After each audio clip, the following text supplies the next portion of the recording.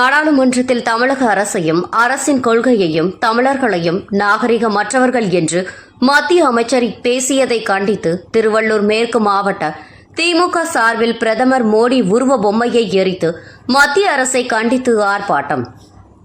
நாடாளுமன்றத்தில் மொழி பிரச்சினை குறித்து திமுக எம்பிக்கள் நாடாளுமன்றத்தில் பேசியபோது தமிழக அரசையும் அரசின் கொள்கையையும் தமிழர்களையும் நாகரிகமற்றவர்கள் என்றும் மத்திய அமைச்சர் தர்மேந்திர பிரதான் பேசும்போது தெரிவித்துள்ளார். இதற்கு எதிர்ப்பு தெரிவித்து தமிழ்நாடு முழுவதும் திமுகவினர் பிரதமர் மோடியின் உருவ பொம்மையை எரித்து தங்களது எதிர்ப்பை தெரிவித்து வருகின்றனர்.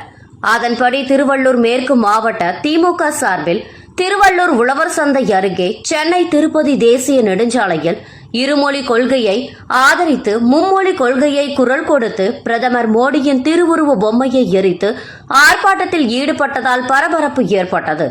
இந்த கண்டன ஆர்ப்பாட்டத்தில் மாவட்ட, ஒன்றிய, நகர நிர்வாகிகள் ஏராளமானோர் கலந்து கொண்டனர்.